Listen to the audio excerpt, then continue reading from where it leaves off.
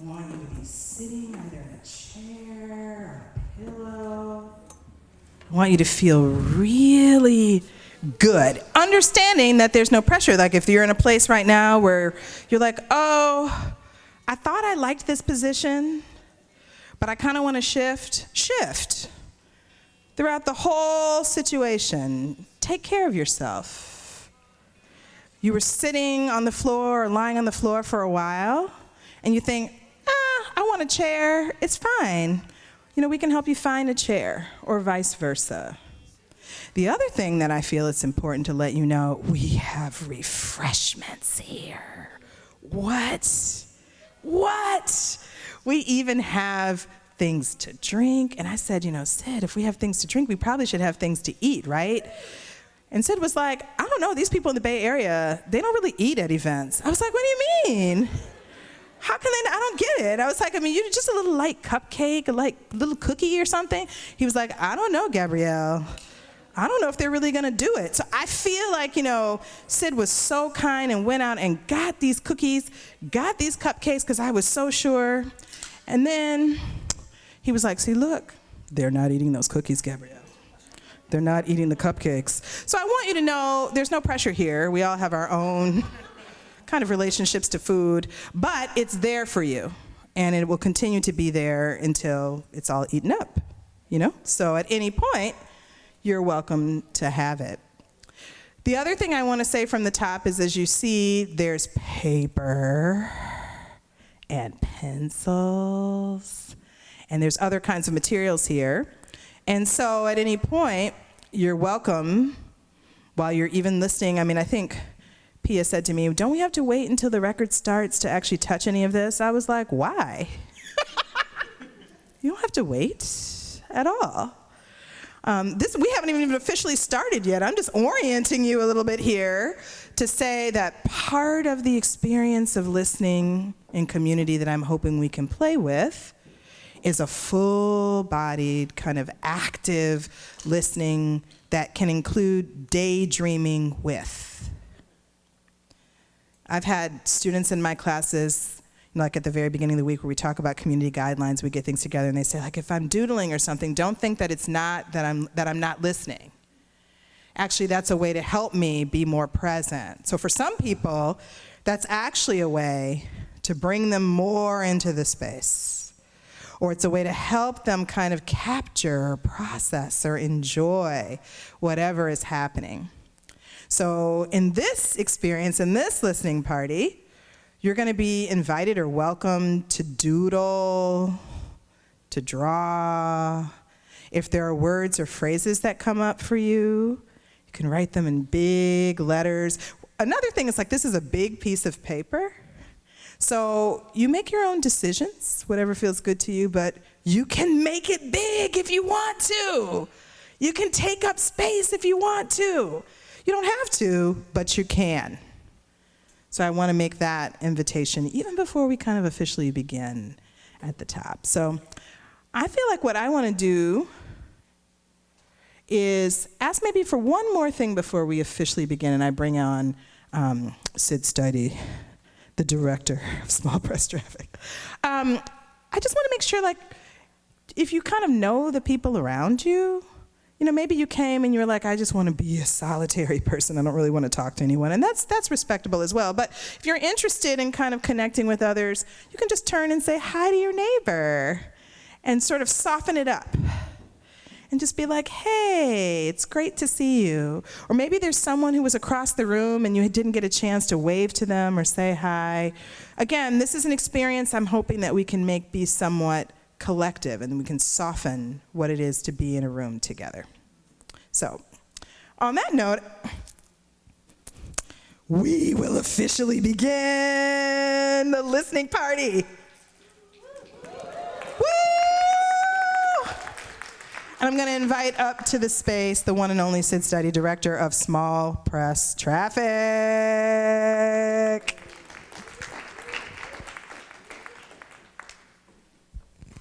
Okay, always a hard act to follow. I didn't know that Gabrielle was just going to get right up here. But Hi, I really have very little to say. I'm going to hand it right back to you momentarily. Just thanking everyone for coming. It's been just a total delight to work with Gabrielle on this 5-part series. This one is just the very first of 5 programs that will happen every month between now and June, and it culminates in June with a performance called My San Francisco by Gabrielle in this very space here at the lab. So you can find out about that on our website. There will also be a slide with that information coming right up. And I think that's all I'm gonna say today. I'm just really happy to see all of you here in this space and to give this, and yes, and this program was made possible by the California Arts Council. How could I forget? Thank you for making this possible. Yeah, I mean, and also thank you to the lab and everyone on my team who makes every day possible. Could not be more grateful. So thank you all again, and here it is. Here it is. Thank you so much, Sid. Okay, let's have the next slide. Yes. Before we move forward, I think it is helpful just to have a reminder of where we are. I just took this land acknowledgement right directly from the small press traffic page. And for me, one thing I wanted to do, because I'm still relatively new to California, is just have a map. And just try to imagine, or in this case, since we're at a listening party, to try to listen to the lines of the map and try to think about and listen to that lineage of landscape that was here and that still is here now. Imagine to a rattle that was made out of bone and deer hide, and it was made to create sound to celebrate fog. Consider, even in the absence of it playing right now, that rattle. Consider if you can even hear it still. If there's a way that you can tap in to a memory that might not be the memory of your ancestors or your people, but is the memory of this place, a memory of this place.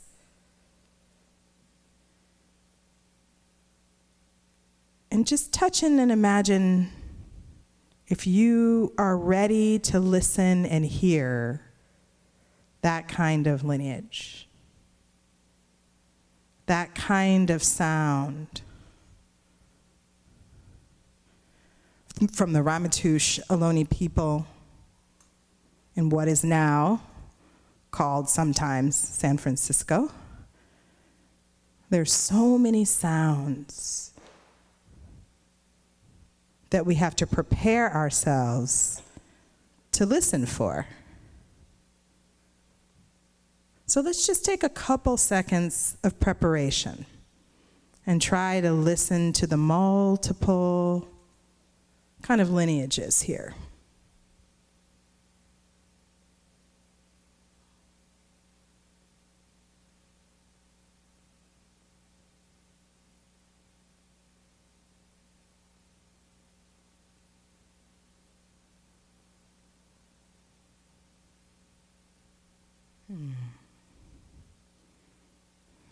And maybe if you continue to hang out with us, if you come to more events, we might even be able to hear some of that actual beautiful rattling sound.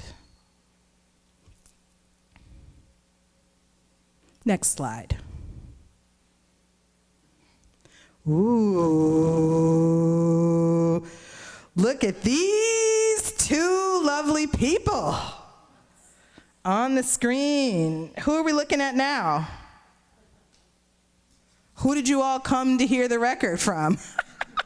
Who? Thank you, David. Thank you so much. think about listening, and I think about lineage, and I think about what a gift it is to be able to come together and do a little bit of time travel. Again, traveling back to a time I know for me, I was around at the time of this record, but I was real little. I was pretty tiny at that time. And I think there are a lot of folks here were not around in 1976. I don't know exactly when this image, the internet puts a whole lot of stuff together, so I don't know when. Judy, do you remember when this image is from? That same year, when he took it for, when he had my mother at the time, she took it for the album. Oh, so it's right, okay. So. Judy, sit on Pat's lap and look the other way. We've been looking the other way. So you're connected even though you're looking in different directions. I love it. Well, I wanted to start with this image as a reminder of the possibility of time traveling through these kinds of archival pieces, these photographs or things that might be of people we don't know personally, but whose work has moved us so much that we feel like we know them. That's part of why I feel like this project has become so important to me. How many of you know about SPT's 50th anniversary year, small press traffic? That's what you give for somebody who's 50. I'm not 50 yet, but I would like a little better than that. Like, woo, SPT's 50, woo! Okay, thank you. Let's do a little better than that. Y'all probably went to the party and now you're kind of hungover from it, you're tired. But I've had a chance over the last couple of months to move through some of the archival material there at SPT, and I think a lot about what we can learn from records. Records as in documents. Records as in memorabilia from readings. Records as in books. Records as in files. Records as in photographs, like this one. And I think I just want to read a very tiny thing that helps me think about what I want to do with those materials. And this is my little threshold before I introduce one of the guests of honor here and introduce the record and we get to listen to it. So this is from a chaplet called Wild Beauty that was put out by the DanceNotes collective. Pia Cesani, raise your hand. And you can see this is a very beautifully made thing. And there's actually, some of this is also in my book, The Deja Vu, but this is pretty special. I want to take advantage of time. I want to claim time. I want to activate myself in time. I want to allow somatic connection, time, what is beautiful, and to allow for time, to cultivate the wild within myself, time, and the space as a form of time, deep velvety blackness, the texture of the most black, red rose petals. And I don't want to waste it. This time is precious. This time is material. Our time is a portal. Our time is mine. Our time is a mine. Our time is to mine. Our time is this watermelon. What happens when you take this watermelon? What if this is the time for new fruit and flowers? What happens if we take our time? So that's just, that's it. You were like, wait, is she done? I'm done for now. That's it for me. That's just a little tiny bit. For me, there's just a little tiny bit. I feel like what I'm hoping we can do is take our time, take this time and listen to this beautiful record, Where Would I Be Without You? Next slide.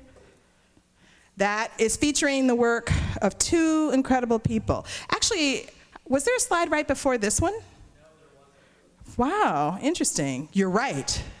There wasn't. Thank you.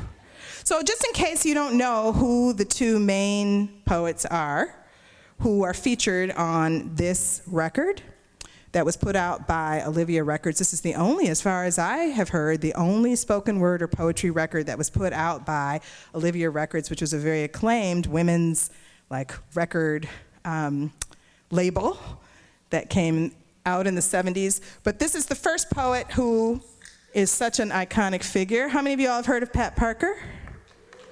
All right. Pat Parker was an iconic black lesbian poet and truth teller. Born January 20th, 1944 in Houston, Texas, she moved to California in 1962 after graduating from high school. She received a BA from Los Angeles City College and a graduate degree from San Francisco State College. Parker was active in movements for women's rights, gay rights, and civil rights, and she often explored these themes in her writing. She authored these incredible 5 poetry collections, and we have a couple of texts. We have, I think, the collected Pat Parker over there for sale, as well as an incredible book called Sister Love, which is a collection of her letters with Audre Lorde. So those of you who are readers of letters, get involved. Parker directed the Feminist Women's Health Center in Oakland and founded the Black Women's Revolutionary Council. She died of breast cancer in June 1989. Her legacy endures. Ashe. Okay, next slide. Here we have the one and only Judy Grahn in the space. In case you don't know, Judy Grahn is an internationally known poet, author, mythographer, and cultural theorist. Her works include 7 books of nonfiction, 2 book-length poems, 5 poetry collections, a reader, and a novel.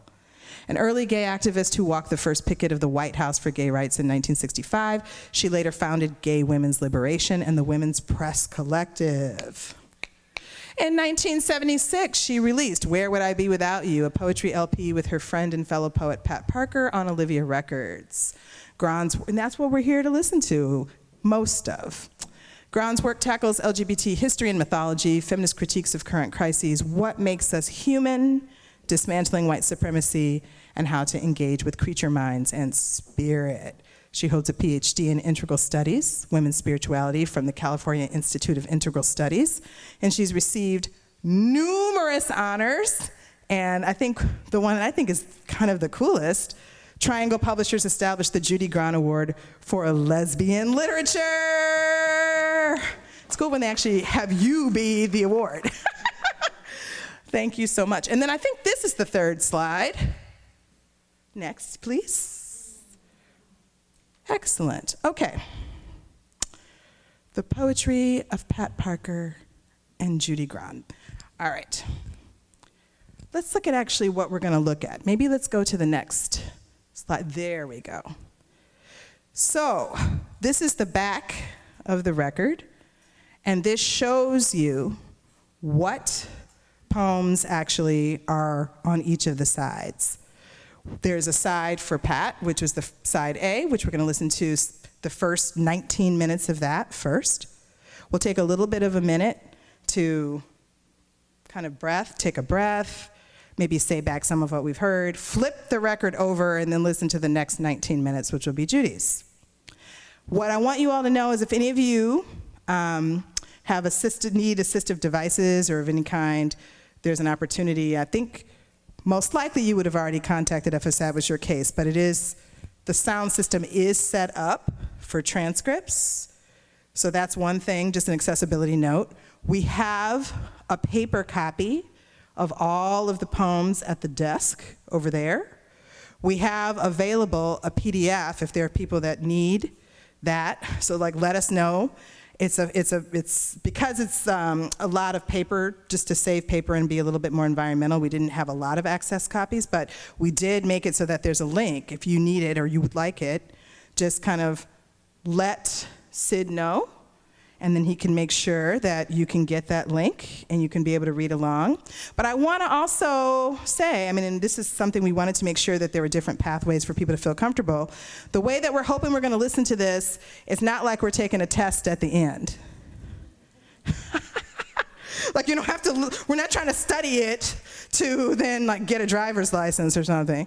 The idea is to try to dream into it, be with it, enjoy it, or move with it, go where it's going to go, and let yourself, float and do whatever you want to do. So, we ready to press play? Or what am I saying? We're not pressing play. Are you ready to put the needle on the record? That's what we're doing. You ready? Okay, let's go.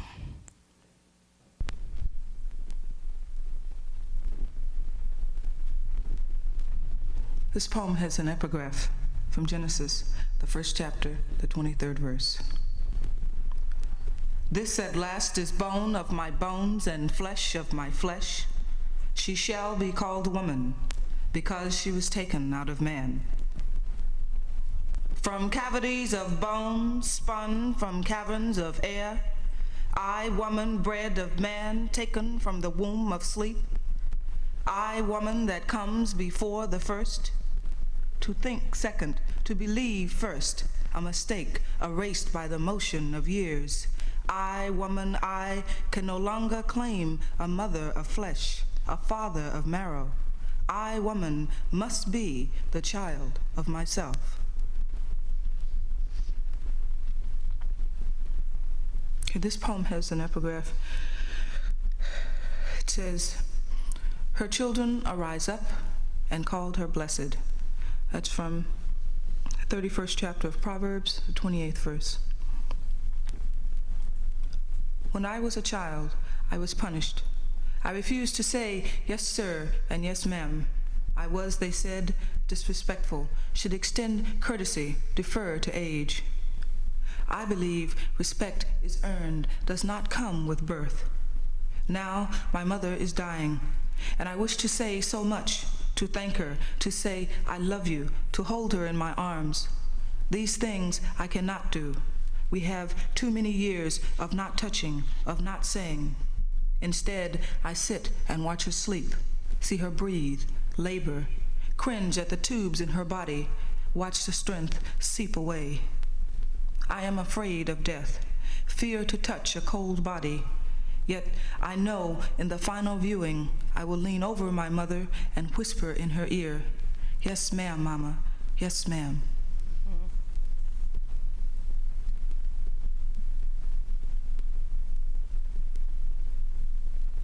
Fuller Brush Day.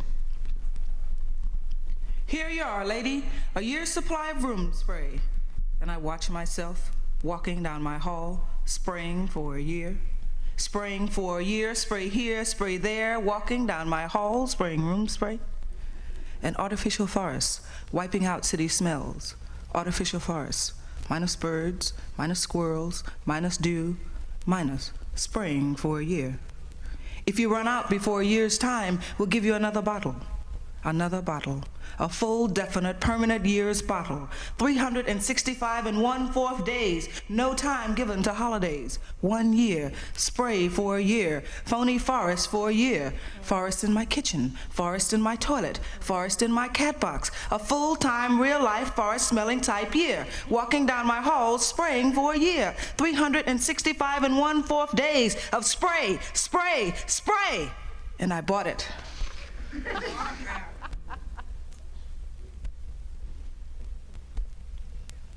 You can't be sure of anything these days. You meet a really far-out man, tells you he's been on his own for years, opens car doors for you, carries packages for you, protects you from evildoers, says he wants an intelligent, creative woman to be his partner in life. You marry and find the dude is too weak to pick up a dish, too dumb to turn on a burner, too afraid to do laundry, too tense to iron a shirt. And to top the whole thing off, he tries to cover his incompetence by telling you it's woman's work. You can't be sure of anything these days.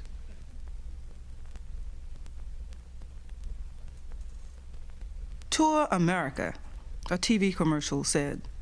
I will. There are things I need. Traveler's checks in New York, gas mask in Berkeley, face masks in Los Angeles, National Guardsmen to protect me in the South, Marines to protect me from guardsmen in the Midwest, police to protect me from hustlers in the ghettos, bulletproof vest and helmet to protect me from police everywhere. Tour America? Perhaps it would be better to blow it up.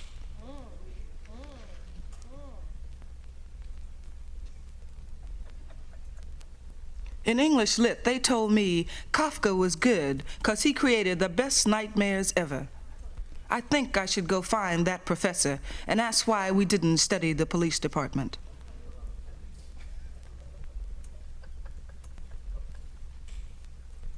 This poem is about some of the men I've worked with in various liberation movements. It has an epigraph, which is a quotation from Harriet Tubman. She said, "There are two things I've got a right to, and these are death or liberty, one or the other I mean to have." Brother, I don't want to hear about how my real enemy is the system. I'm no genius, but I do know that system you hit me with is called a fist.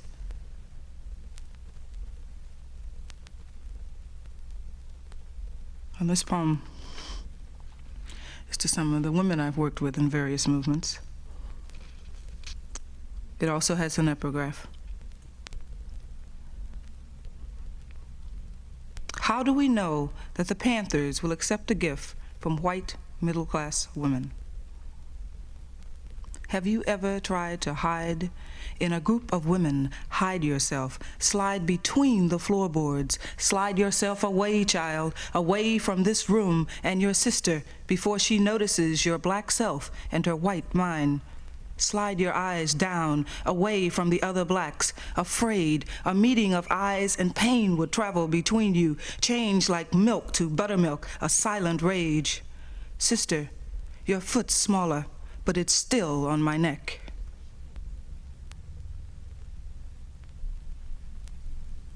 This poem comes out of a demonstration at San Francisco State. One of the instructors invited 2 members of the American Nazi Party to speak to his class. Don't let the fascists speak. We want to hear what they have to say. Keep them out of the classroom. Everybody is entitled to freedom of speech. I am a child of America, a stepchild, raised in the back room, yet taught how to act in her front room. My mind jumps, the voices of students screaming, insults, threats. Let the Nazis speak, let the Nazis speak. Everyone is entitled to speak. I sit, a greasy-legged black child, in a black school, in the black part of town, look to a black teacher. The Bill of Rights guarantees us all the right. My mind remembers chants, Article 1, and my innards churn. They remember the black teacher in the black school, in the black part of the very white town, who stopped us when we attacked the puppet principal, the white board of education, cast off books illustrated with cartoons and words of wisdom written by white children in the other part of town, missing pages, caricatures of hanging niggers. The Bill of Rights was written to protect us. My mind remembers and my innards churn, conjure images, police break up, illegal demonstrations, illegal assemblies, conjure image of a Black Panther. If Tricky Dick tries to stop us, we'll stop him. Conjure image of that same black man going to jail for threatening the life of the president.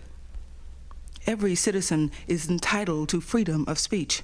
My mind remembers and my innards churn, conjure images of Jews in camps, of homosexuals in camps, of socialists in camps. Let the Nazis speak, let the Nazis speak. Faces in a college classroom. You're being fascist too. Let the Nazis speak. We want to hear what they have to say. Faces in a college classroom. Young white faces. Speak, let them speak. Speak, let them speak. Blacks, Jews, some whites seize the bullhorn. We don't want to hear your socialist rhetoric, survival rhetoric. The Supreme Court says it is illegal to scream fire in a crowded theater, to scream fire in a crowded theater cause people to panic, to run, to hurt each other. My mind remembers, and now I know what my innards say, illegal to cause people to panic, to run, to hurt. There is no contradiction. What the Nazis say will cause people to hurt me.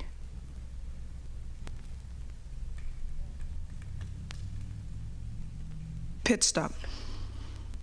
A pit is a covered hole used to trap wild animals. A pit is an abyss. A pit is the ground floor of a theater, especially the part at the rear. A pit is a coward suicide. A hearty drink to anything. Let us drink to your new lover. Let us drink to your lover gone. Let us drink to my lover. Let us drink to my lover gone. Hey, let's drink to the good people. Let's drink to the nearest holiday. Let's drink to our ability to drink. A pit is a covered hole used by wild animals. It's hard to withdraw the fangs now in public places. The anger spills over to be mopped away later. Too much to drink. Slow fang withdrawal. Our animalism is showing a bad image. Let's drink to a bad image. Let's drink to a covered pit and happy animals and withdrawn fangs. A pit is an abyss. Let's drink to my shame. A hustle, a grand hustle. I love you, so I won't call you fool. Let's have another drink. You love me, you won't walk away from me. Let's have another drink to our hustle. Let's hustle another drink and drink to our ability to hustle. Let's have a drink to our shame. Let's have a drink to drink. A pit is the ground floor of a theater, especially the part at the rear. It was a good show last night, full of venom. I thought for sure she would hit her.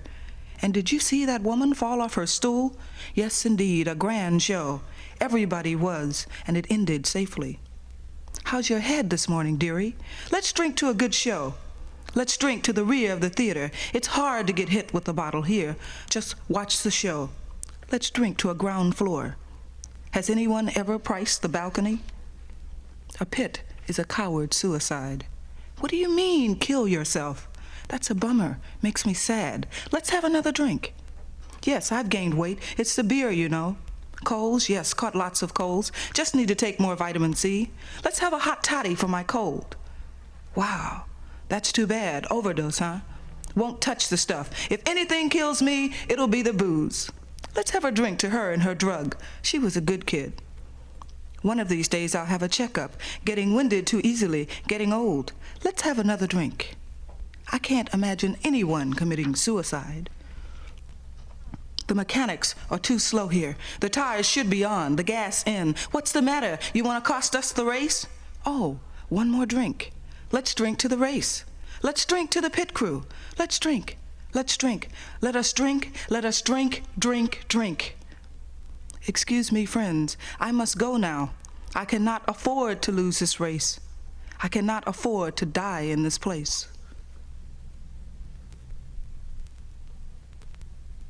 My lover is a woman, and when I hold her, feel her warmth, I feel good, feel safe. Then I never think of my family's voices, never hear my sisters say, bulldaggers, queers, funny, come see us, but don't bring your friends. It's okay with us, but don't tell mama, it'd break her heart. Never feel my father turn in his grave, never hear my mother cry, Lord, what kind of child is this? My lover's hair is blonde, and when it rubs across my face, it feels soft, feels like 1,000 fingers touch my skin and hold me, and I feel good.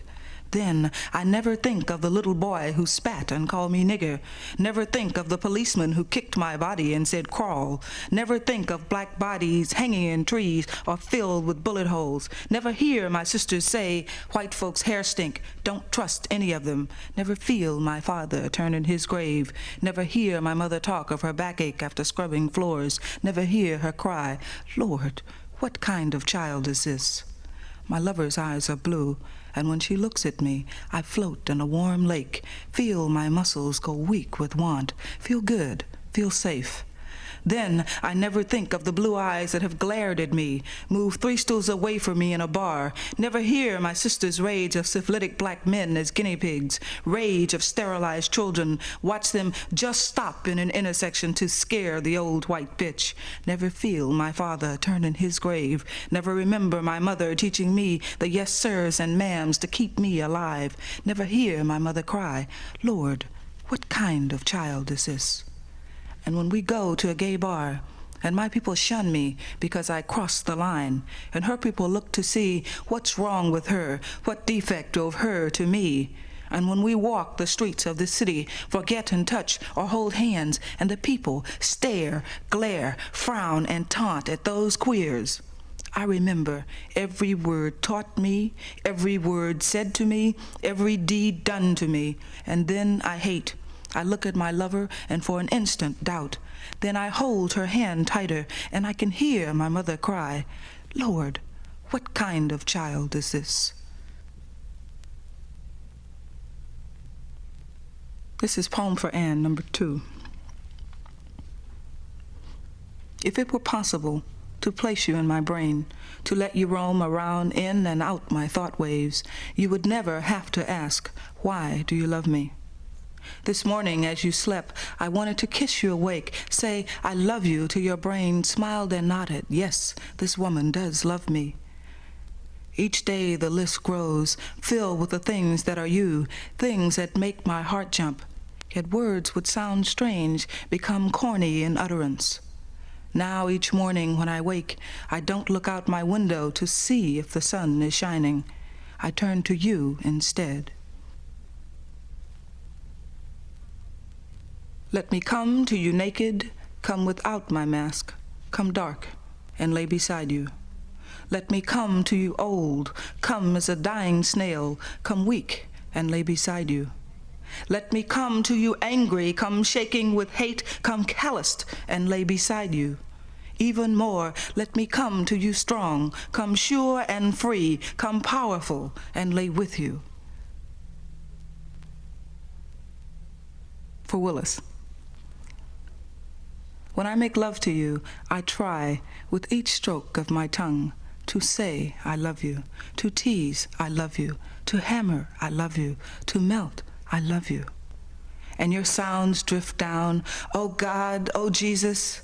And I think, here it is, some dudes getting credit for what a woman has done again.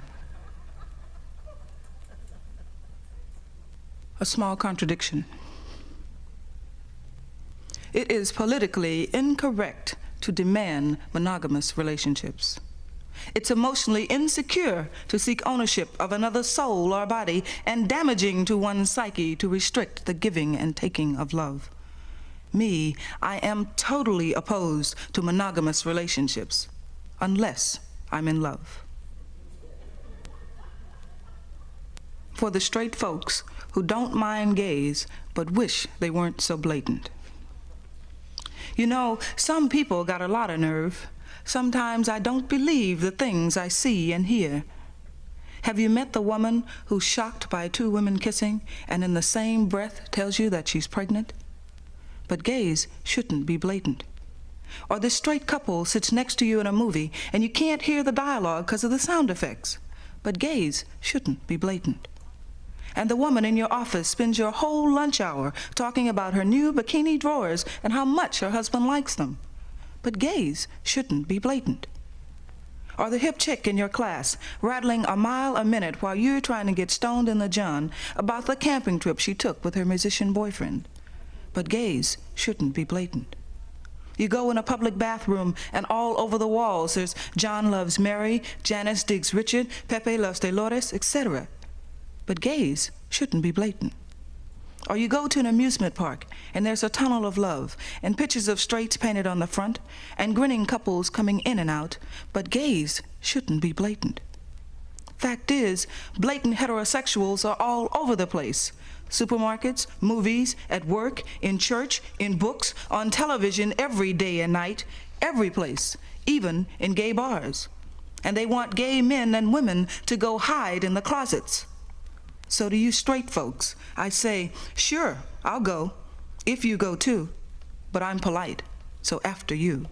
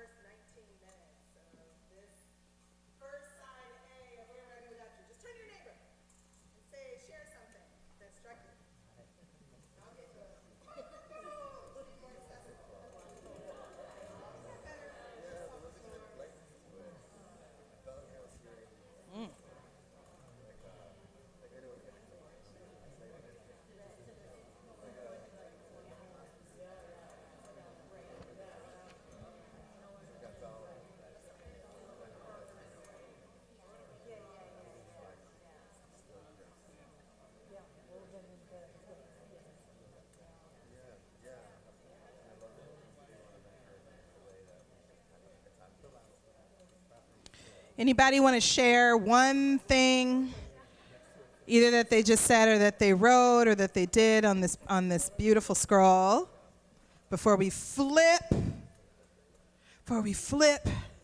the record? Anyone want to call anything out or even say it in the microphone? What the Nazis say will cause people to hurt me. That's it. What the Nazis say will cause people to hurt me. Anybody else? Anything else? That system you hit me with is called a fist, in the poem entitled Brother.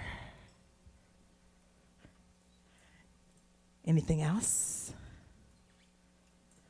Are you in the vibe? You ready for side B? Ready for side B? Okay.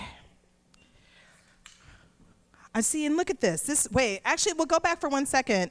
This is not specifically connected with the record, but I love this. Just from do you remember this reading? I mean, look, here we've got Judy, we've got Pat, and we've got these other poets, and I love it's like a fall equinox festival of poetry, gay poetry reading, and there's live music and dancing will follow, courtesy of the Gay Students Coalition. I love that. Okay. We're going to flip the record now. Would you mind holding the mic for me while I flip it with both hands?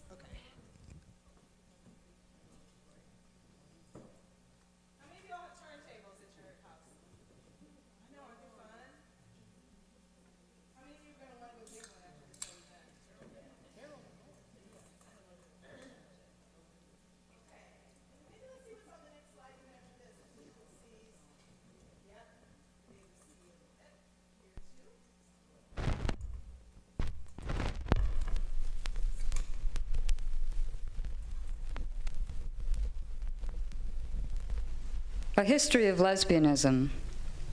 How they came into the world, the women-loving women came in 3 by 3 and 4 by 4. The women-loving women came in 10 by 10 and 10 by 10 again, until there were more than you could count. They took care of each other the best they knew how, and of each other's children, if they had any. How they lived in the world, the women-loving women learned as much as they were allowed, and walked and wore their clothes the way they liked, whenever they could. They did whatever they knew to be happy or free, and worked and worked and worked. The women-loving women in America were called dykes, and some liked it, and some did not. They made love to each other the best they knew how, and for the best reasons. How they went out of the world, the women-loving women went out one by one, having withstood greater and lesser trials and much hatred from other people. They went out one by one, each having tried in her own way to overthrow the rule of men over women. They tried it one by one and 100 by 100, until each came in her own way to the end of her life and died. The subject of lesbianism is very ordinary. It's the question of male domination that makes everybody angry.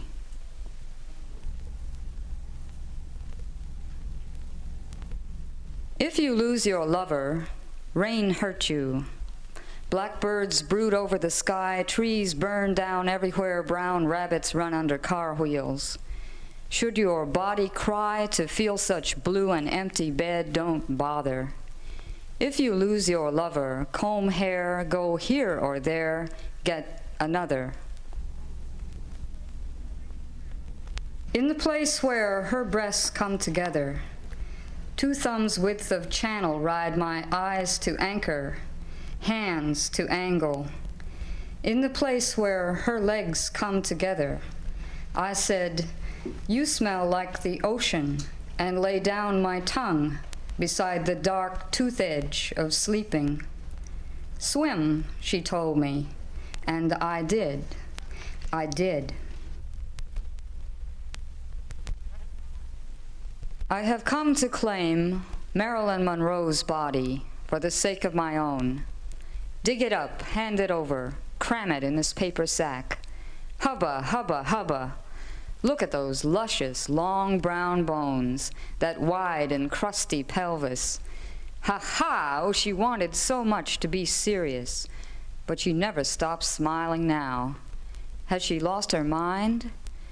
Marilyn, be serious.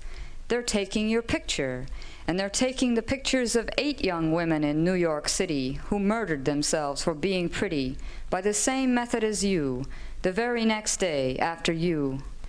I have claimed their bodies, too.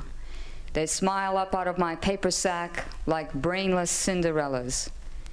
The reporters are furious. They're asking me questions. What right does a woman have to Marilyn Monroe's body? And what am I doing for lunch? They think I mean to eat you. Their teeth are lurid, and they want to pose me, leaning on the shovel, nude. Don't squint. But when one of the reporters comes too close, I beat him, bust his camera with your long, smooth thigh, and with your lovely knuckle bone, I break his eye. Long ago, you wanted to write poems. Be serious, Marilyn.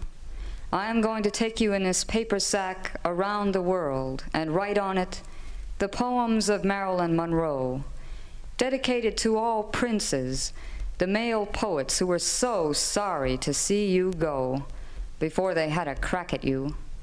They wept for you, and also they wanted to stuff you while you still had a little meat left in useful places. But they were too slow. Now I shall take them my paper sack, and we shall act out a poem together. How would you like to see Marilyn Monroe in action, smiling, and without her clothes? We shall wait long enough to see them make familiar faces, and then I shall beat them with your skull. Hubba, hubba, hubba, hubba, hubba! Marilyn, be serious. Today, I have come to claim your body for my own.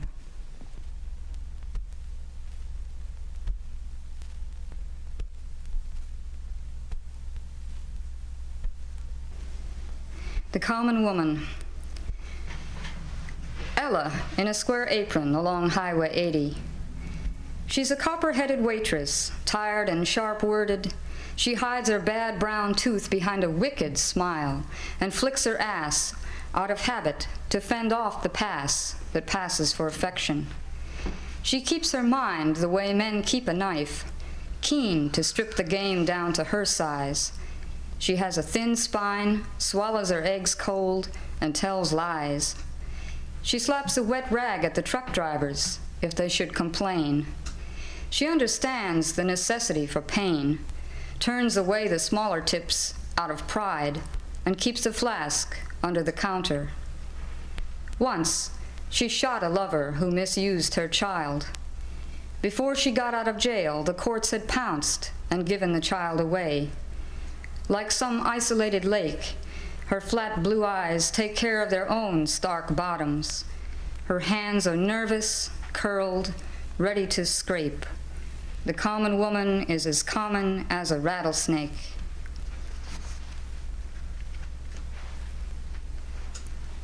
Nadine, resting on her neighbor's stoop. She holds things together, collects bail, makes the landlord patch the largest holes. At the Sunday social, she would spike every drink and offer you half of what she knows, which is plenty. She pokes at the ruins of the city like an armored tank, but she thinks of herself as a ripsaw cutting through knots in wood. Her sentences come out like thick pine shanks, and her big hands fill the air like smoke. She's a mud-chinked cabin in the slums, sitting on the doorstep counting rats and raising 15 children, half of them her own. The neighborhood would burn itself out without her. One of these days, she'll strike the spark herself. She's made of grease and metal, with a hard head that makes the men around her seem frail. The common woman is as common as a nail.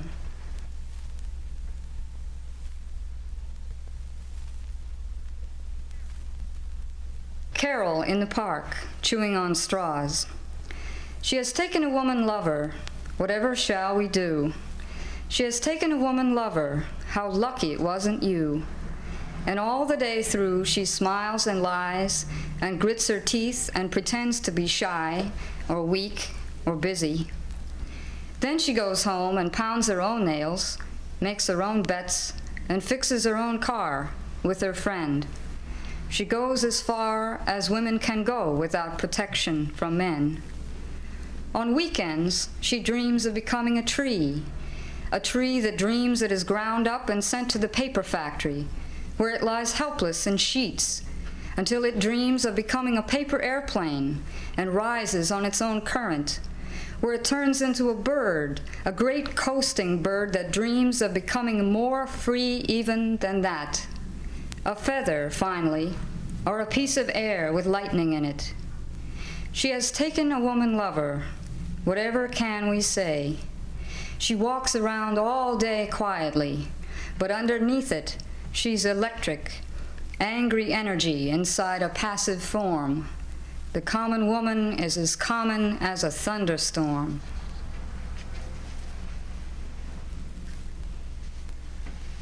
Detroit Annie, hitchhiking. Her words pour out as if her throat were a broken artery and her mind were cut glass, carelessly handled. You imagine her in a huge velvet hat with great dangling black feathers, but she shaves her head instead and goes for 3-day midnight walks. Sometimes she goes down to the dock and dances off the end of it, simply to prove her belief that people who cannot walk on water are phonies or dead. When she is cruel, she is very, very cool, and when she is kind, she is lavish. Fishermen think perhaps she's a fish, but they're all fools. She figured out that the only way to keep from being frozen was to stay in motion, and long ago converted most of her flesh into liquid. Now, when she smells danger, she spills herself all over like gasoline and lights it. She leaves the taste of salt and iron under your tongue, but you don't mind.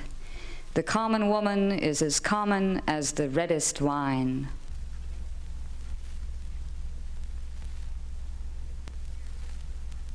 Vera from my childhood.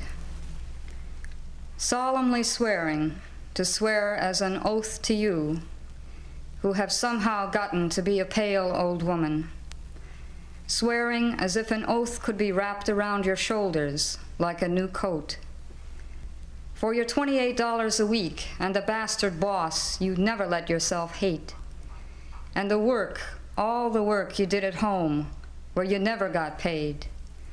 For your mouth that got thinner and thinner until it disappeared as if you had choked on it, watching the hard liquor break your fine husband down into a dead joke.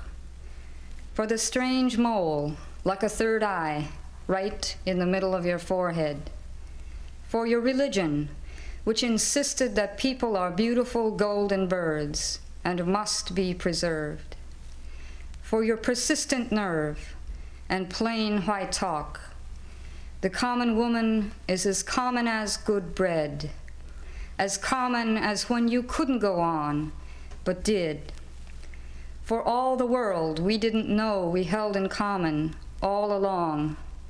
The common woman is as common as the best of bread, and will rise and will become strong. I swear it to you. I swear it to you on my own head. I swear it to you on my common woman's head.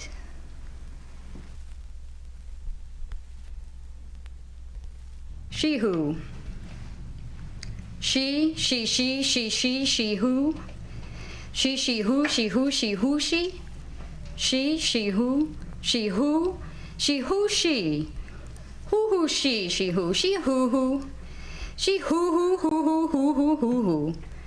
She who, she who. She who, she. Who, she, who, she who. She who, She who, she who, she who. Parting on the left, parting on the right, braiding.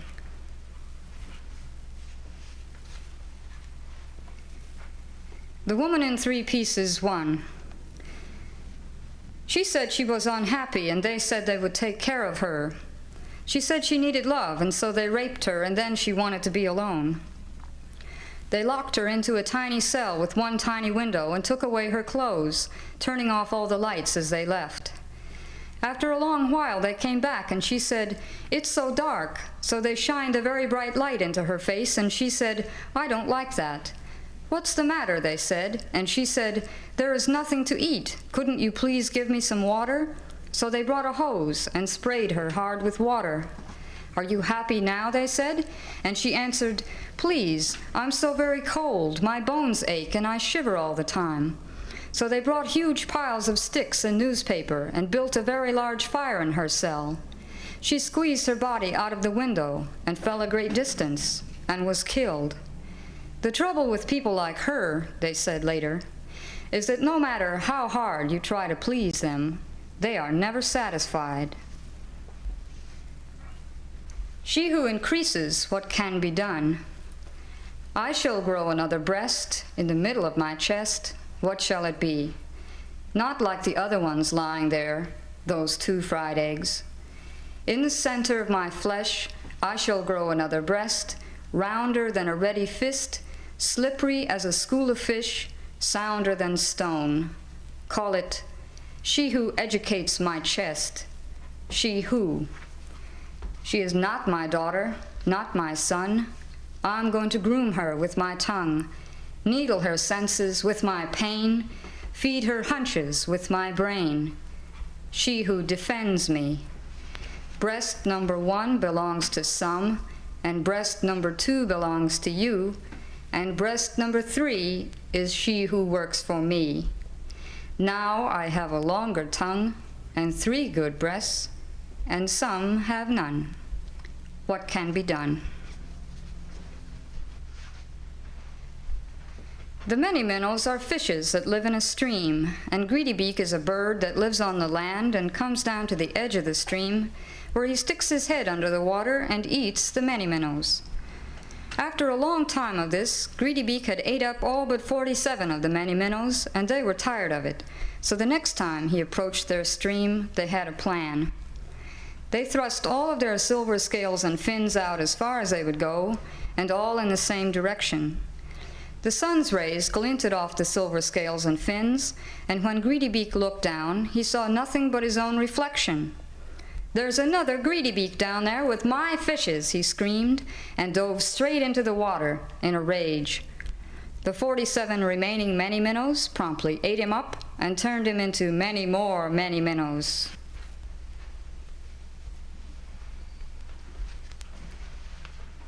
A geology lesson. Here, the sea strains to climb up on the land, and the wind blows dust in a single direction. The trees bend themselves all one way, and volcanoes explode often. Why is this? Many years back, a woman of strong purpose passed through this section, and everything else tried to follow. The enemies of Shehu call her various names. A whore, a fishwife, a cunt, a harlot, a pussy, a doxy, a tail, a fishwife, a whore, a hole, a slit, a cunt, a bitch, a slut, a hole, a whore, a hole, a vixen, a piece of ass, a dame, filly, mare, dove, cow, pig, chick, cat, kitten, bird, dog, dish, a dumb blonde. You black bitch, you white bitch, you brown bitch, you yellow bitch, you fat bitch, you stupid bitch, you stinking bitch, you little bitch, you old bitch, a cheap bitch, a high-class bitch, a 2-bit whore, a $2 whore, a $10 whore, a $1 million mistress, a hole, a slut, a cunt, a slit, a cut, a slash, a hole, a slit, a piece of shit, a piece of shit, a piece of shit. She who bears it, Bear down, breathe. Bear down, breathe. Bear down, breathe. She who lies down in the darkness and bears it. She who lies down in the lightness and bears it. The labor of she who carries and bears is the first labor. All over the world, the waters are breaking everywhere, everywhere the waters are breaking.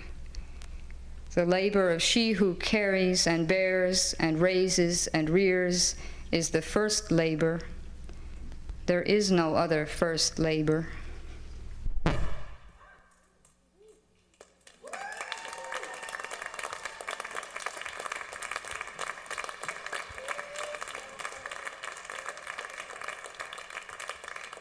All right, that was the first 19 minutes of side B.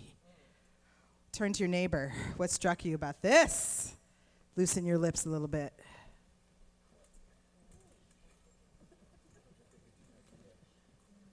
Judy, you got serious on us there. You dropped a lot. Wait, let's see. I think the sound is not back on the mic yet. Can you hear me? Cool. Can you hear me okay? Yeah. You dropped a lot on us there. You got real serious.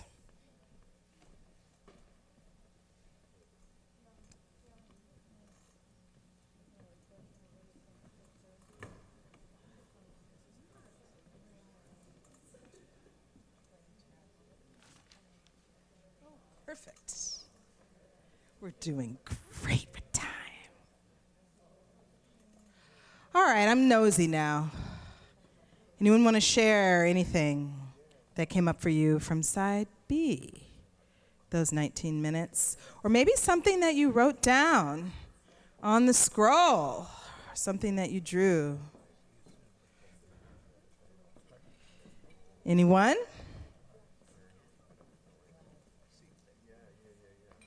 So internal.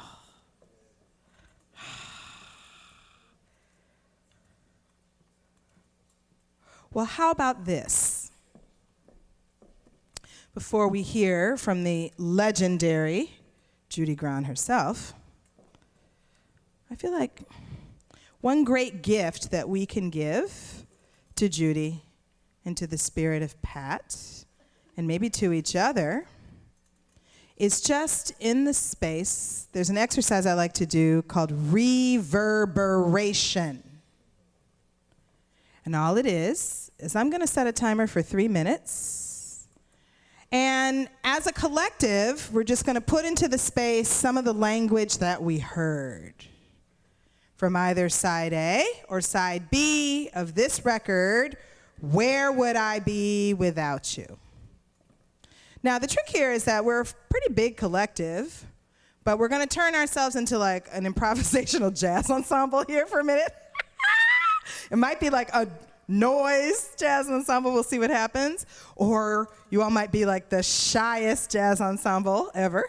I don't know what's going to happen. But it's this idea of trying to just put back into the space a word or a sound or language that you just heard. And it's okay to repeat it. It's okay to sing it. It's okay, in fact, if that language is just pure sound. Doesn't even have to be words. You can listen to each other. And then we're just going to see what's up. We're going to see what happens. What do you think? You ready to try? All right, let's see what happens. Okay, I'm going to set the timer. 3 minutes is good. I mean, a lot can happen in 3 minutes. So if you want to hang out in the cut for a minute, I understand. But also, like in jazz, they're like, you got to get in there because it's going to go fast too. So it's enough. It's a lot of time, and also it's going to go fast. Okay. Let's go. She who.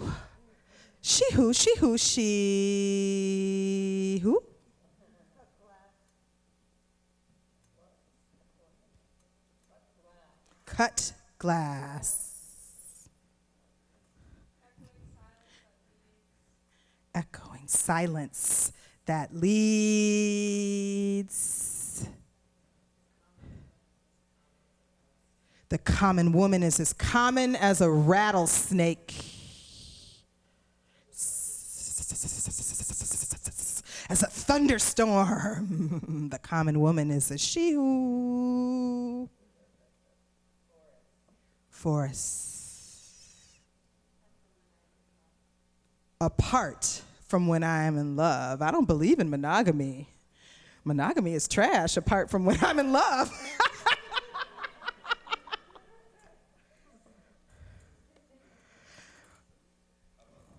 Hubba, hubba, hubba, hubba, hubba, Marilyn Monroe. Marilyn's thigh. Marilyn's knuckle.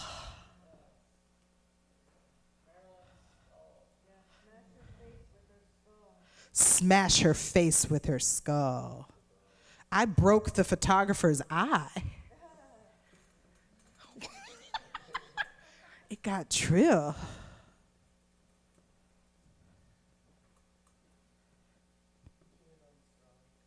Chewing on straws.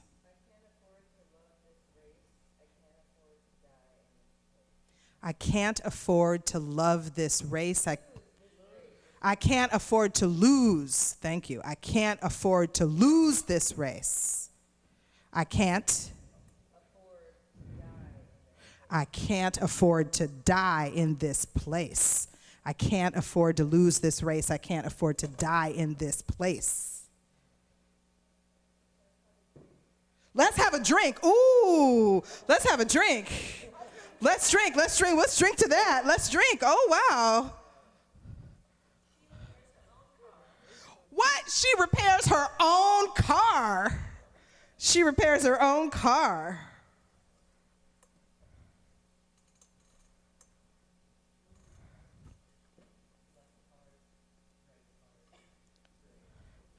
Left part, right part. Brain? Braid. Oh, yeah. And then I feel my lover's yellow hair across my face. Or maybe it was blonde. I just made it yellow. All right, that was 3 minutes. Thank you all so much. I'm going to pull some chairs up, and we're going to have just a very brief conversation here. I'm going to ask the one and only Judy Grahn a couple questions, and then we're going to open it up for all of you. Okay? So, here we go.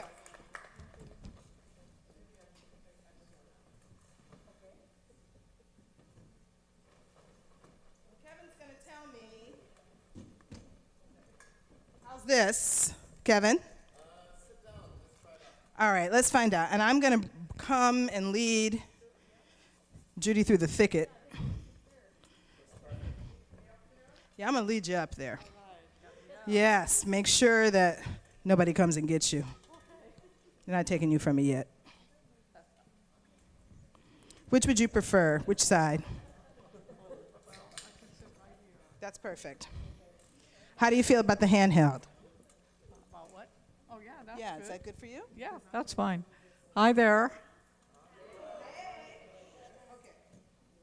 And then you're going to let us know if that light is okay in your face. You okay? I'm okay. You okay? I am.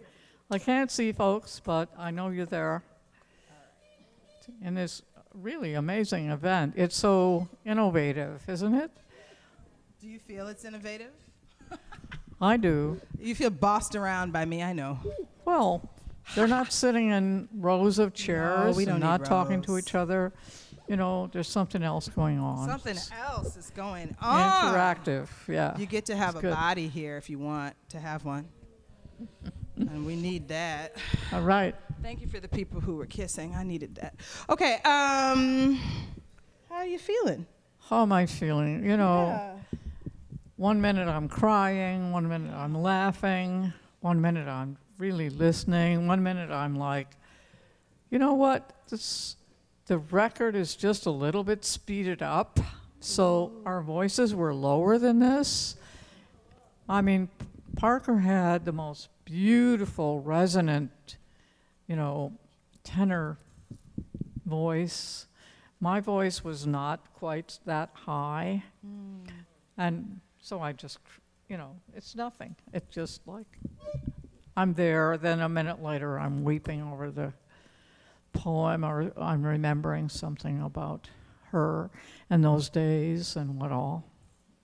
I mean, that was the big question I wondered about, what it's like to hear your friend's voice. I mean, I know it's sped up, it's not quite her voice, but what is that like to sit and just in a group of people who maybe didn't know her? It just reminds me of how incredible, how absolutely incredible she was. And this is 1976. And you can read about Parker in 1986, 10 years later when she is working for the Oakland Feminist Health Center. Thank you. I want to recommend the book Deep Care by Angela Hume, who is here tonight. Where's Angela? You bet. Yay! And what a great book that is, how important, how relevant. And Parker was right there, right in the middle of it. Parker was just, I don't know. She was just like so real and had so much to say that was so incredibly important that it led all of us, I think. It really resounded.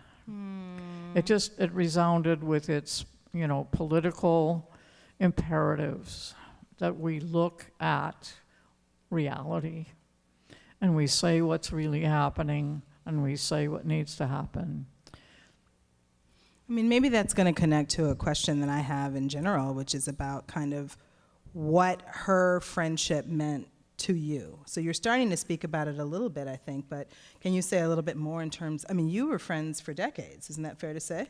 Yes, I think it was in 1969, my lover, Wendy Cadden, who did the drawing for the cover, and she's portraying the three of us in the cover. We got together at a gay men's conference, and we got together with some lesbians who women had not been talking to each other, and lesbians had been to the bars and getting drunk together, but that's not the same thing as interacting and talking about what needs to happen, who the hell are we, that kind of thing. And we founded something called Gay Women's Liberation. And I had started then an anthology of women's poetry, because I thought that poetry was a grassroots and very important, maybe even revolutionary art. And Wendy was doing the graphics for it.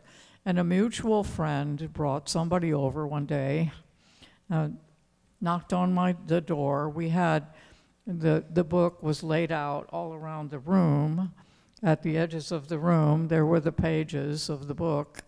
And, in walks this impressive person. She's got a little sack. She says to me, I brought Southern Comfort because somebody told me this is your drink. So we sat there and drank a bottle of Southern Comfort and talked about everything that was on our minds, the Black Power movement, the power of poetry, the burgeoning feminist movement, what were lesbians anyway, what was a dyke. And by the end of it, we had finished the little pint bottle, and we were, I don't know, there's no word for what we were. There really isn't. There's not enough words in the English language for the kind of love that exists between revolutionary poets. If there was, yes, if there could just be a word like that. Angela Davis said revolutionary love. We weren't lovers. People thought we were. We traveled around together and read together. You can see how our work did and didn't overlap. And we were, I don't know, psychically connected. And it was for the rest of her life and on. And, I don't have a vocabulary even to describe it. But I still miss her. Thank you so much for that. You told the story. I had this in case we wanted to refer to it, but it's so beautiful. This is just one of Judy Grahn's many books, A Simple Revolution, The Making of an Activist Poet. And if you want to read more about kind of when they first met, and also the incredible work that you did creating that press, the women's... the Women's Press Collective. Yeah, and how... published, I don't know, by the time we had merged it with Diana Press, we had published 3 of Parker's poetry books. I mean, and Pit Stop was one of the ones that Yes, you Pit published, Stop. which is right up here if people That's want to right. peek at it. That's an extraordinary book. Yes. And your books were so beautiful. You like them? Oh, my goodness. There's different colored pages. There was so much love that you put into each of them. Well, it was love and necessity and stolen paper and I don't know what all. But also, I was very inspired that you, at a certain point, thought, well, I could either stop spending all this excess money looking presentable for jobs that I hate, or lean in Right. and just be the poet and wear my slouchy dyke cap and go right. out and like make my poems and do my thing. And Right. I thought like, wow, Yeah. I need to quit my job. I mean, just go do my thing. This Where Would I Be Without You series is an exploration of the power of friendship. Yeah.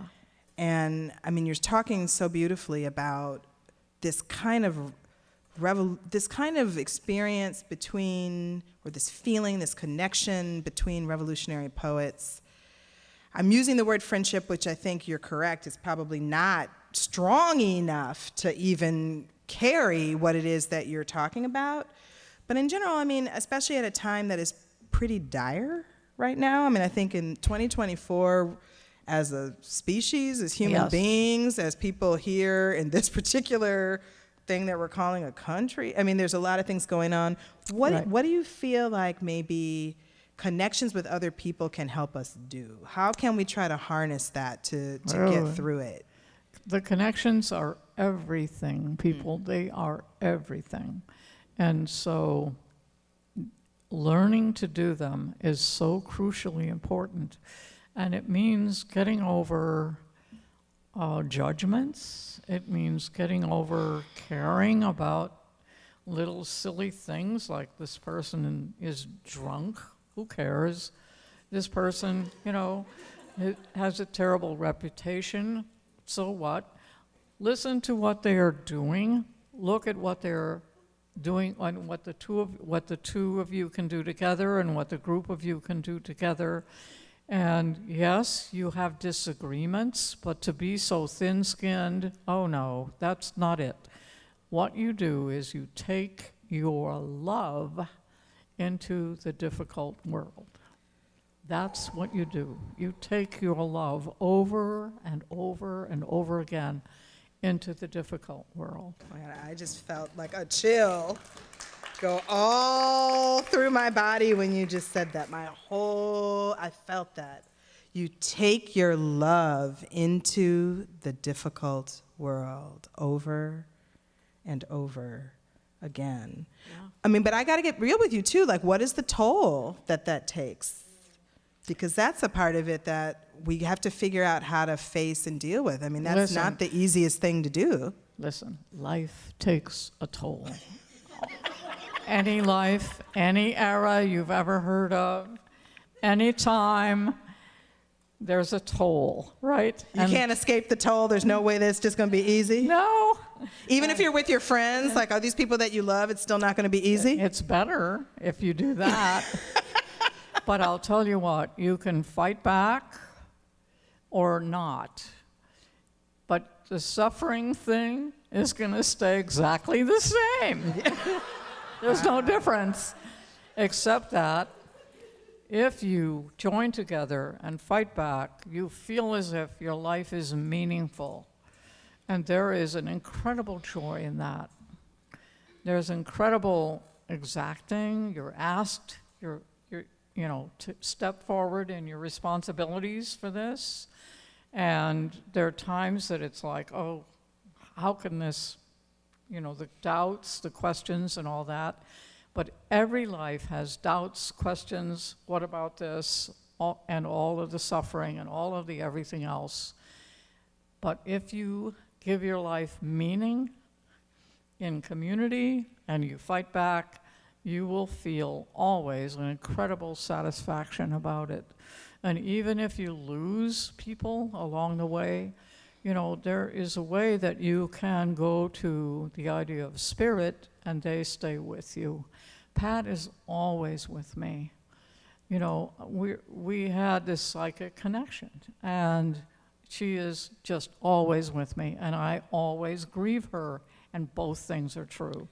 And, you know, look what she was about, and you've only gotten a little piece of what this woman was about. You've only gotten a little piece of what this woman right here is all about, right? Yeah. And who knows what this woman is all Who about. knows? That's so awesome. I'm going to move this over so you have this, and then I'm going to take that handheld in for any questions. Do we have any questions from the audience? I mean, here you have this person who's had such a legendary trajectory as a poet, but also as an activist, as a thinker. You've done all this spiritual study, I feel like. So, and then we've also had these very specific poems that we've heard. So are there any questions? I can be Phil Donahue now, or Oprah, and bring the... I welcome any questions. Yeah.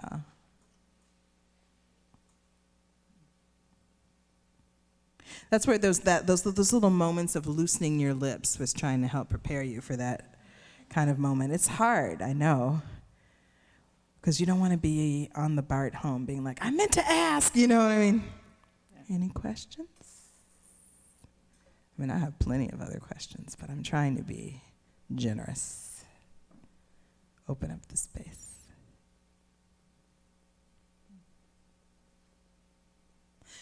Well, I'm going to just fill the space and ask this question, which is always, I think, an important question to ask poets. Why poetry? What's wrong? What you want me to do?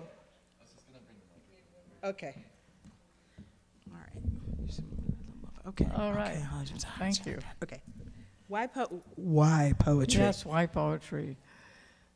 I started understanding at some point that poetry is such a people's art.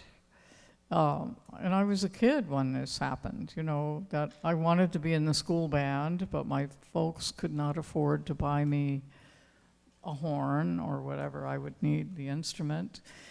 But I could take a notebook and a pencil, and I could write poetry. And my dad loved poetry and read it to me.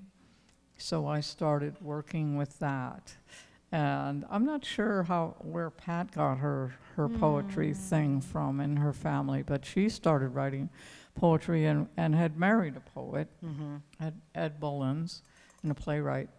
And so when I collected the poetry that women were writing, I realized that women were expressing these underground feelings that nobody knew about, and all these thoughts and everything in poetry. And so poetry became then a voice of the people in an incredible way, as it has been. I mean, San Francisco is famous for small presses, and the small press movement is all about people expressing their real sense and feelings about the country, about their lives, about reality, about humanity, and so on.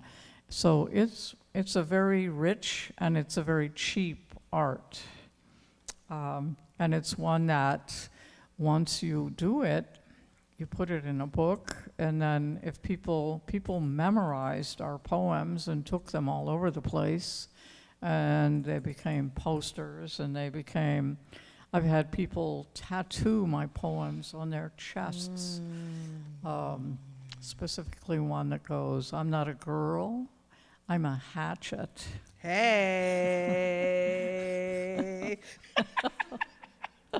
I'm not a pearl, I'm the whole Atlantic Ocean. What's the name of that poem? I'm not a girl, I'm a hatchet. Okay, that's the name of the poem. All right. We're going to look that up. That's awesome. Yeah. Wow. And, you know, guys name themselves for things I had researched in another mother tongue, which is a gay words in gay worlds. It's more than a lexicon, it's like a gay history. And so this person said, well, I named myself Pansy after what you said about pansies, you know, in your book. So that's alive, isn't that alive? That's a totally living art. Absolutely. When people are acting it out in various ways as they have, and taking the common woman poems everywhere. And Parker's work I see all over the web, that people are really responding to it and understanding what she is saying when she says, don't let the fascists speak, because, you know, when you don't scream fire in a crowded theater, and that's what's happening now. So it's so contemporary, you know, it just stays contemporary.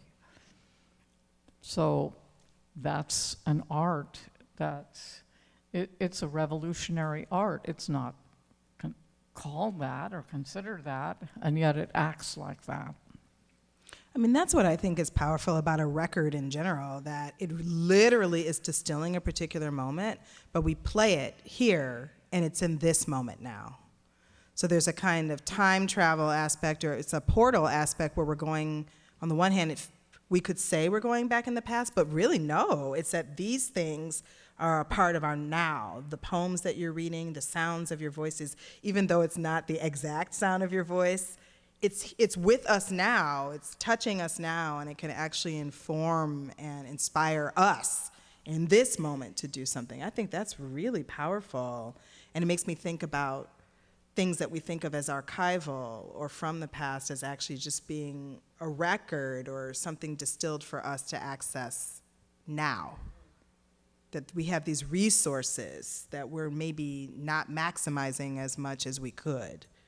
And that's what I thought about your record. Like, whoa, this thing is rad. We should listen to it. Well, I love that idea. I love that. I love the idea of an art being presented with an audience interaction with the art. I think that's a fabulous idea.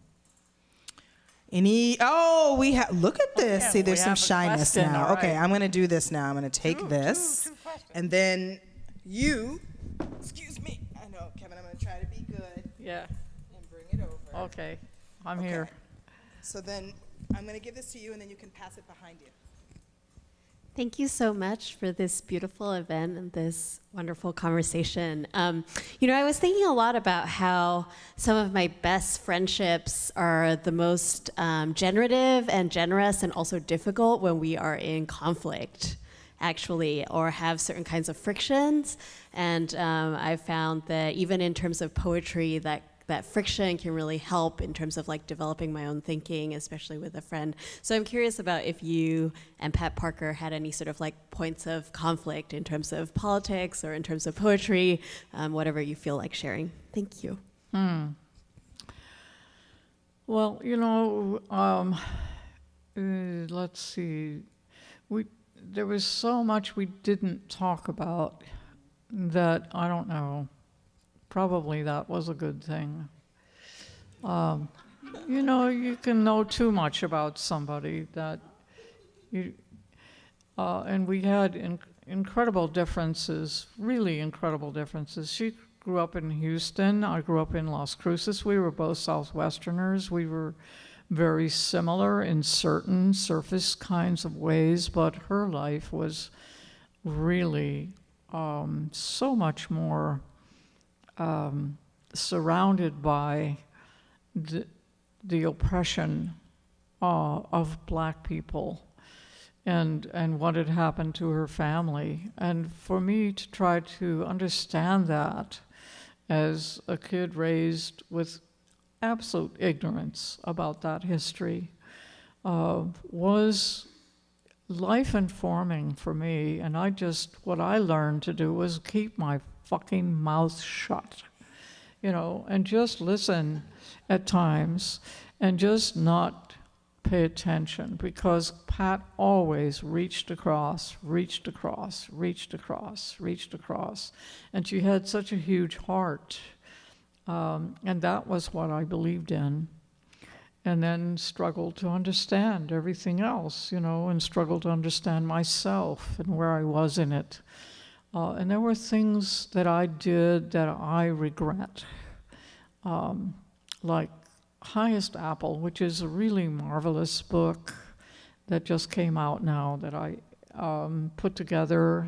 I don't know if it's here or not, but yeah, Highest Apple, I wanted to make a lesbian tradition of poetry, which is pretty phenomenal, but if you look at the major poets,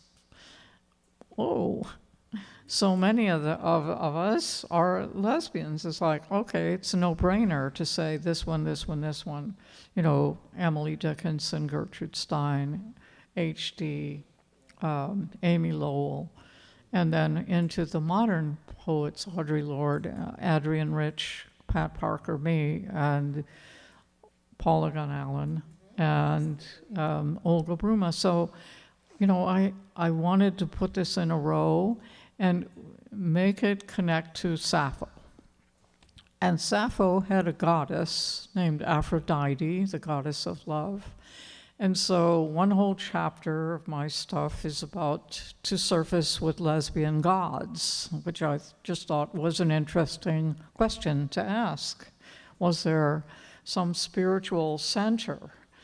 And there are several, which is amazing and wonderful. And I looked through Pat's work again, and in 1985, when I did this book, in 1984, let's say, and I couldn't find it, so I didn't know how to incorporate her into the book, and she was very, very hurt by that. She was like, oh, now they're saying I'm not a lesbian, but she meant me. And I was like, it's not that you're not a lesbian, it's that I can't find the spiritual center of your work. And it took me until recently when, Julie Enzer said, let's redo this book and let's put younger voices to respond to it, and let's, release it again, that I had a chance to revisit that decision with the wisdom that I had gotten from teaching women's spirituality for 10 years, or it's more than that, 20 years, let's say. And I was like, 30 years, actually. Okay, I was like, I totally missed something, and it's in Paula Gunn Allen's work when she talks about a native tradition of spirituality, of God as what we do. God as what we do. And I said, oh my goodness, that's Parker. Parker is God as what we do. Because she's got this moral center. Are you getting a shiver? Yeah. She's got a moral center that runs through all of her work and all of her life work, which you can read about in Deep Care. Working for the abortion clinic and taking care of women in just dire need. And so it came full around for me what the full spirituality is, and I got to put her in the second edition, which now is there and has her throughout, her work throughout the whole edition. So just to answer your question, the secret is live long enough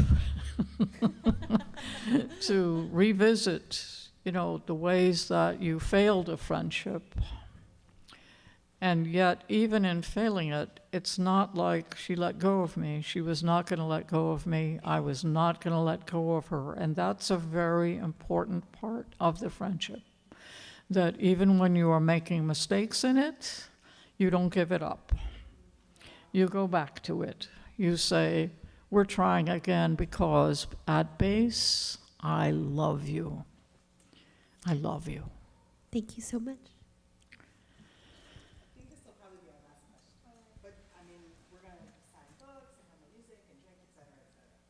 Continuing on that thread of time and memory, I'm curious if there are any particular, let's say, any particular moments of inspirations you've had in the past that still linger or pulsate through you now. Say it again to me. Oh. Any Thinking back into things, do you have moments of inspiration that still work through you?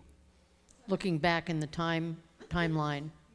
That's my question. Thank you. This is my spouse speaking.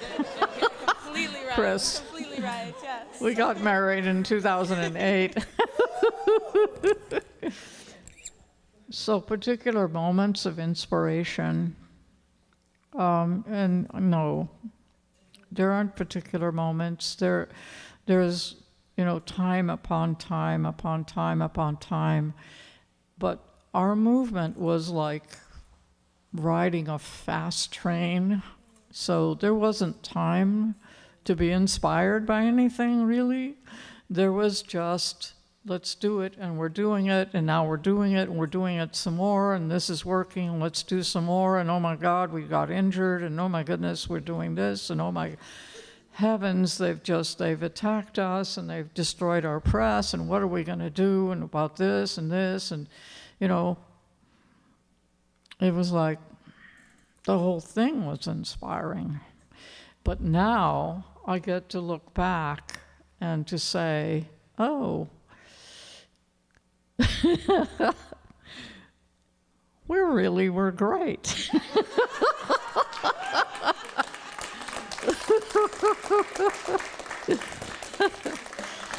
Yeah.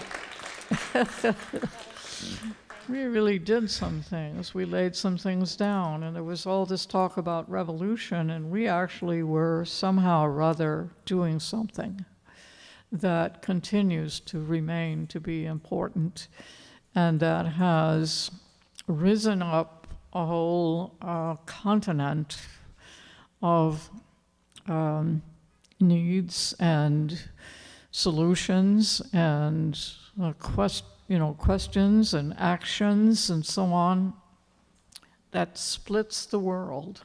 I mean, the world is split right now into people who want to drag it back and have to have dictators to say everything and have to keep on with the oil industry and so on. And I know that Pat, Audrey, Adrienne, all of them, had they lived into this moment, they would be saying, what I'm saying is that we split the world, and that's a good thing because we revealed what the problems are, and now we need solidarity with each other and optimism with each other, and to know that we are doing the right things, trying the right things, and talking to each other about what the hell are the right things to do in order to slow it down, in order to be compassionate, in order to have affinity with nature, with the earth. How do we do that, and how do we do it in community? How do we do it with each other? How do we stay in connection with each other? And that means we're not thin-skinned. That means we're courageous, and we say what we need and what needs to happen, and we go forward and do it. And we do it with the comrades who come with us, and we hang on to them. Come with us, and we hang on to our comrades. Thank you so much, Judy Grahn! Let me just see the next slide. I'm going to show you the very next events. And I think there's a couple more we'll go through that. There we see us again. And here we go. Where would I be without you? The upcoming events. There's 2 online events which give greater accessibility for folks. 2 watch party workshops where we're going to be watching some movies together and writing poems collectively with some prompts. First film is Poetic Justice, nice Bay Area film with Tupac and Maya Angelou and Janet Jackson, if you didn't get a chance to see that. And then Tongues Untied, Marlon Riggs, classic films. So we get to do that together. Yes. Tisa Bryant will be with me with Poetic Justice, and then Sean D. Henry Smith, they'll be with me for Tongues Untied. Then we're gonna have this rad friendly reading and social. 4 main readers, and we're each inviting a special friend to read with us, super friends, and then my performance, my San Francisco. So those are the next 4 events in the series, and you can go to the SPT website to check it out. In the meantime, we have books for sale by Judy Grahn, by Pat Parker, by myself. We have some music we're gonna play. We still got snacks, and I hope we can hang out. Thank you so much for coming to the listening party for Where Would I Be Without You, the kickoff for an event series on poetry and friendship. Thank you again. Take care.